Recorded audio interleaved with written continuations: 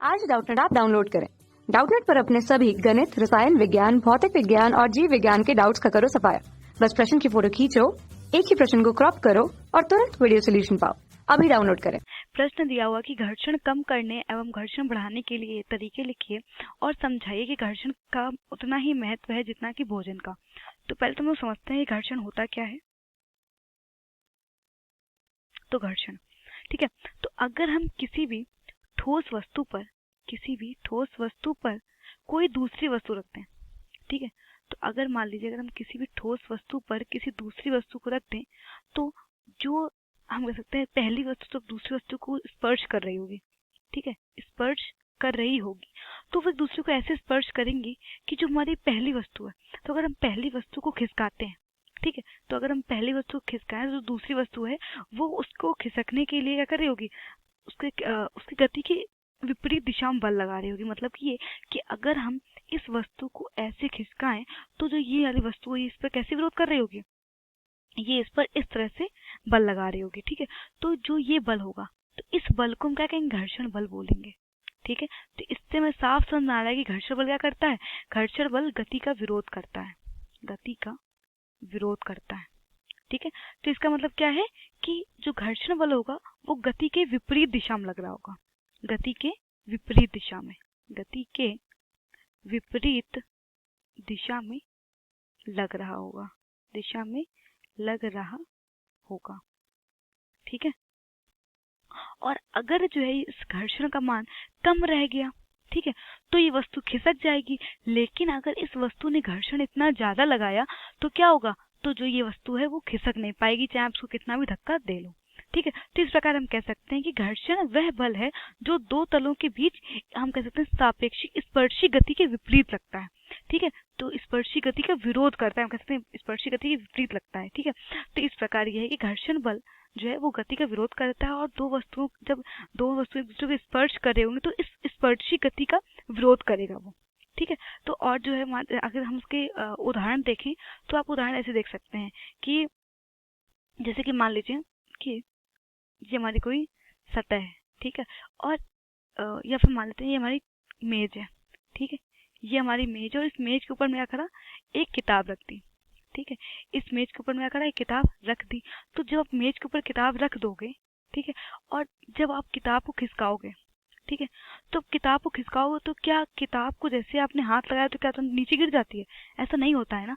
आपको उस पर काम करना पड़ता है, मतलब थोड़ा सा बल ज्यादा लगाना पड़ता है। ऐसा क्यों, अगर जो है घर्षण बल ना होता तो जैसे ही इसको आप टच करते तुरंत ही जो है बल जो हमारी किताब वो नीचे गिर जाती। लेकिन अगर किताब रखी हुई है तो हमें थोड़ा सा बल लगाना पड़ता है। ऐसा क्यों है, क्योंकि जो ये मेज है क्या करती है, जो ये किताब और मेज जो एक दूसरे को स्पर्श कर रहे हैं, तो जो ये मेज होगी इस पे क्या लगा रही होगी, एक घर्षण बल लगा रही होगी। क्या लगा रही होगी, एक घर्षण बल लगा रही होगी, तो जो इसकी गति का विरोध कर रहा होगा।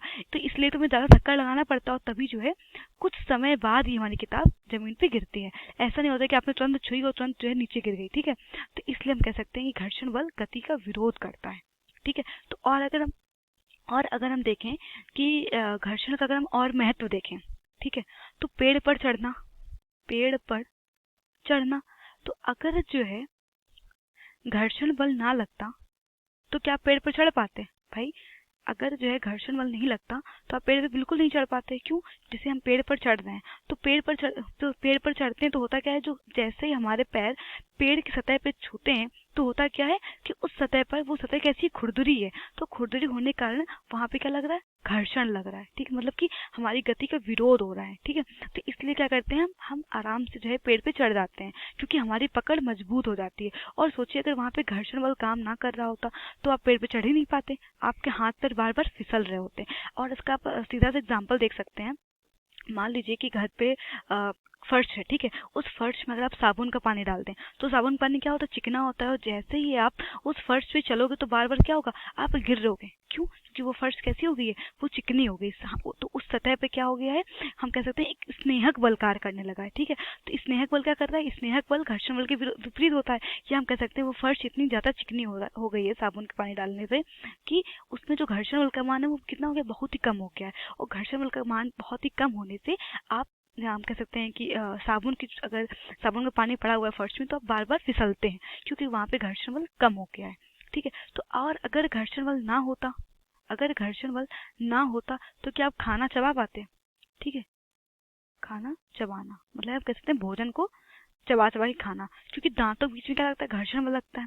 तो अगर दांतों के बीच में घर्षण बल ना लग रहा होता तो क्या आप भोजन को चबा पाते? नहीं चबा पाते। भोजन क्या होता? अपने आप निकल जाता। ठीक है, मतलब भोजन जो है तुरंत नीचे चला जाता। तो इसलिए हम कह सकते हैं कि घर्षण बल क्यों जरूरी है, क्योंकि अगर घर्षण बल नहीं लगेगा तो ना तो हम सही से चल पाएंगे किसी सतह पर, ना ही रोड पे गाड़ियां चल पाएंगी, ना ही हम भोजन चबा पाएंगे। तो ये सारे काम नहीं होंगे। ठीक है, तो ये हो गया घर्षण का हम कह सकते हैं महत्व। तो अब यहाँ पर बात आती है कि घर्षण को कम कैसे करें और घर्षण को बढ़ाएं कैसे। तो अगर कम करने की बात आती है तो कम करने के लिए क्या करना पड़ेगा? घर्षण को कम करने के लिए हमें स्नेहक का प्रयोग करना पड़ेगा। क्या करना पड़ेगा? स्नेहक का प्रयोग करना पड़ेगा। ठीक है, स्नेहक का प्रयोग करने से घर्षण बल का मान जो है वो कम हो जाएगा। ठीक है, और दूसरा क्या कर सकते हैं हम?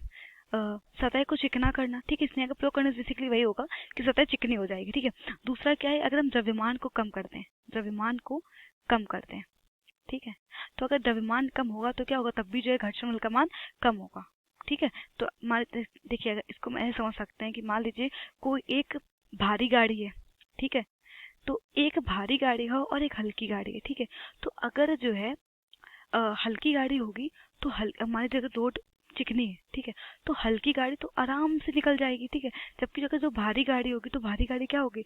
उसको वो एकदम से नहीं फिसलेगी। ठीक है, जबकि अगर हल्की गाड़ी और अगर हल्का से भी हम कह सकते हैं उतार चढ़ाव वाली रोड हुई तो क्या होगा? जो हल्की गाड़ी वो तो नीचे उतली जाएगी, जो है फिसल जाएगी। लेकिन अगर जो है गाड़ी भारी होगी तो वो उसमें क्या होगा? घर्षण बल का मान ज्यादा लग रहा होगा। क्यों? द्रव्यमान की वजह से। तो इसलिए अगर घर्षण बल का मान कम करना तो हम द्रव्यमान को भी कम कर सकते हैं। तो अब बात आती है घर्षण बल को बढ़ाने के लिए। ठीक है, तो घर्षण को बढ़ाने के लिए क्या करना चाहिए? घर्षण बल को बढ़ाने के लिए हमें सतह को खुरदुरा कर देना चाहिए। सतह को खुरदुरा। ठीक है, देखिए जो सतह जितनी ज्यादा खुरदुरी होगी वहां पर जो घर्षण बल का मान लग रहा होगा वो उतना ही ज्यादा लग रहा होगा। ठीक है, और जो सतह जितनी चिकनी होगी वहां पर घर्षण बल का मान उतना ही कम लग रहा होगा। ठीक है, और बढ़ाने के लिए तो क्या करना चाहिए? हमें बढ़ाने के लिए द्रव्यमान को बढ़ा देना चाहिए। अगर द्रव्यमान को बढ़ा देंगे तो घर्षण बल का मान भी बढ़ जाएगा। ठीक है, द्रव्यमान को बढ़ा देना चाहिए। तीसरा है स्नेहक का प्रयोग ना करें।